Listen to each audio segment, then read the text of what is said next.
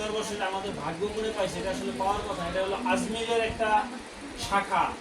আপনার নাম শুনছেন না? খাজা মঈনুদ্দিন চিশতি রহমাতুল্লাহ আলাইহি, আজমির দিল্লি আজমির শরীফ, সেইখানে সরাসরি সেইখানের হলো আপনার এটা ওই চিশতিয়া আজমিরের সিলসিলা অনুযায়ী সেখান থেকে খেলাফত পাইছে আমাদের দয়াল। খেলাফত পাইয়া তার মনে করেন কাগজ ডকুমেন্টস সমস্ত সব কিছু নিয়ে ওই দরবার থেকে অর্ডার করা হয়েছে বাংলাদেশের কোনো একটা জায়গায়, এই জায়গাটার মধ্যে একটা আস্তানা তৈরি করার জন্য খাজা বাবার। পুরাটা যেখানে হয় সব কিন্তু একই থাকে, তাই ওই আস্তানা এখানে করার জন্য করছে। সেই সুবাদে আমরা ভাগ্যগুণে কোনোভাবে কোনো উসিলায় এখানে আইসা পৌঁছাইছি। এখন আমাদের দয়াল এটা প্ল্যান প্রোগ্রাম চলতেছে সবার সহযোগিতা নিয়ে, যেটা আস্তে আস্তে অনেক বৃহৎ বিশাল আকার। ওই আজমির শরীফ খুব ছোট ছিল, এমনকি আমাদের যে বাইতুল কাবা শরীফ সেটাও ইট বা পাথর দিয়ে এইভাবে গোছানো ছিল একটা সময়। এখন ওইখানে কি হয়েছে, এখন ওইখানে তো মনে হয় যে স্বর্ণ দিয়ে বাঁধানো। হ্যাঁ, খুব জিরোর থেকে আস্তে আস্তে ওটা অনেক উপরে গেছে। তা আমাদের এটা হয়তো তদ্রুপ ওইরকমই একটা বড় একটা অবস্থানে যাবে, হয়তো আমরা বেঁচে থাকতেও পারি, নাও থাকতে পারি, কিন্তু হবে, যেহেতু এটা একটা বড় শাখার একটা অ্যাঙ্গেল থেকে আসছে, এটা আস্তে আস্তে আমাদের এরকম হবে। আর এখন বিষয় কি আমাদের হলে এখানে যে আমরা আসবো আর এখানে যে একটা আয়োজন হবে বা একটা দরবার, এই দরবারের বিষয়বস্তুটা কি, আসলে কেন আসে, কি জন্য আসা? এটা হলো ধরেন পিতামাতা দায়িত্ব, তারা সন্তানকে লালন পালন করবে 12 বছর পর্যন্ত, তাদেরকে যতক্ষণ সে মানে নাবালেগ থাকে ততক্ষণ তার কবজায় থাকে, সাবালেগ পর্যন্ত পিতামাতার আয়ত্তে রাখে, কন্ট্রোল করে রাখে। তারপরে তার নিজের জ্ঞান দিয়ে নিজের ব্যবস্থা দিয়ে সে সমাজ সমস্ত সবকিছু দিয়ে চলে তার জীবন কাটাবে। কিন্তু আমরা জীবন কাটাবো, আমাদের আবার এই জীবনটা পার হয়ে গেলে আমরা মুসলিম, যে আমাদের পৃথিবীর থেকে চলে যাওয়ার পর আমাদের আরেকটা আবার ব্যবস্থা আছে, আরেকটা জীবন আছে। মানে মানুষ তো কোনোদিন মরে না, মানুষের রূহ কোনোদিন মরে না।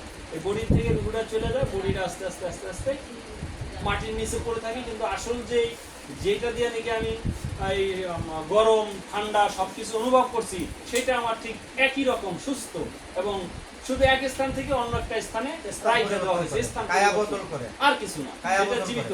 সেটা বুঝতে পারতেছে যে আমি পৃথিবী কি করে আসছি পৃথিবীতে। তো এরকম এই জিনিসগুলা বোঝার জন্য, শেখার জন্য, জানার জন্য, এটা আধ্যাত্মিক, এটা হলো একটা আধ্যাত্মিক পাঠশালা। এখানে হলো আপনার আধ্যাত্মিক জ্ঞান অর্জনের একটা শিক্ষালয়।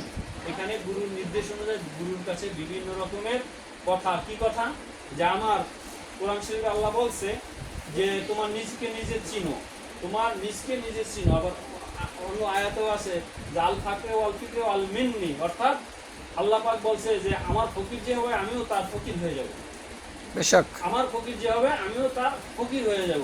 এরকম আল্লাহ পাক বিভিন্নভাবে বুঝাইছে। কিন্তু ওই বুঝটা যারা শরিয়ত ভিত্তিক শুধু মনে করেন যে আপনার ওই মসজিদ মাদ্রাসা এই আপনার ইয়া নিয়ে থাকে সবসময় ব্যস্ত, তারা হলো আপনার ওই লাইনে তারা যায় না। তারা হলো তারা সিম্পল সমাজের উপরেই জীবনযাপন করে তারা অভ্যস্ত, তারা ওইভাবে থাকে।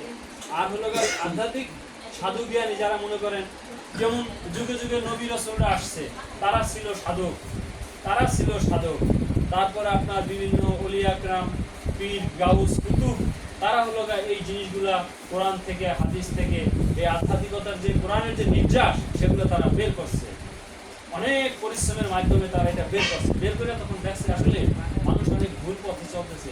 মানুষ যে আমরা হয়ে আসছি, এটা মানুষের মতো মানুষ হয়ে আল্লাহর কাছে যদি ফিরে যাইতে হয়, তাহলে আমাদের নিজকে নিজে চিনতে হবে যে আমি কেন আসছি, কোথায় ছিলাম, কোথায় যাব, আমার কাজ কি। এগুলো সবকিছু জানার জন্য, বোঝার জন্য একজন আধ্যাত্মিক গুরুর দরকার, একজন পীরের দরকার। তার কাছে আমাদের দেহ মন অর্পণ করে তার চরণ ধুলির বিনিময়ে আমরা তার সাথে অ্যাড হয়ে, তার অন্তরের সাথে অন্তর মিলে, তার কাল্পের সাথে কাল্প মিলে, তখন আমরা বুঝতে পারবো আসলে আধ্যাত্মিকতার বিষয়টা কতটুকু জরুরি এবং কি। তখন আমরা একটা শুদ্ধ মানুষ হতে পারবো। আমাদের পাপ সেটা পৃথিবীর থেকেই মনে করেন যে আমরা বুঝতে পারবো যে এটা ন্যায়, এটা অন্যায়। আমরা মনে করেন এখন অনেক কাছে দেখছেন আপনারা যে সে অনেক অন্যায় করতেছে, কিন্তু সে টাইম টু টাইম নামাজের পিছিয়ে দৌড়ায়। নামাজ আজান দিলে সে অস্থির হয়ে যায়, কিন্তু আবার তার থেকে বেশি অস্থির হইয়া সে সুদের কাস্টমারের টাকা লাগাইছে, সুদের টাকা দিয়ে। তাহলে কিন্তু এটা কিন্তু হলো জিনিসটা কি একটা খারাপ হয়ে গেল না? কিন্তু এই সাধনার জগতে, তরিকার জগতে যদি আসা হয়, তখন দেখা যাবে যে আপনি আগে করছেন এরকম, কিন্তু এই তরিকার জগতে যখন এই স্কুলে যখন ঢুকছেন, তখন দেখা গেল আপনি বুঝছেন যে না রে, আমি এই কাজটা করবো না, আমি শুধু ভালো জিনিস শুরু করবো, কম করবো ভালো কাজ, শুধু ভালোর মধ্যেই থাকবো, আমি মন্দ কাজে এক পাও আগাবে না। তখন আপনার বিবেকটা হয়ে যাবে স্টিল বডি, আপনার বিবেকটা হয়ে যাবে শক্ত, পাথরের মতো শক্ত। কোন দিকে? যে আমি শুধু একমাত্র ভালোর দিকেই থাকবো, আমি মন্দর দিকে যাবো না, আমি মন্দর দিকে আমার ইয়েটা নেবো না। যাই হোক, আমি এতটুকু কথা বললাম আপনাদেরকে। হ্যাঁ, ভুল ভ্রান্তি হতে পারে কথার মধ্যে, হইলে আল্লাহর কাছে সবাই ক্ষমা দৃষ্টিতে দেখবেন। আসসালামু আলাইকুম।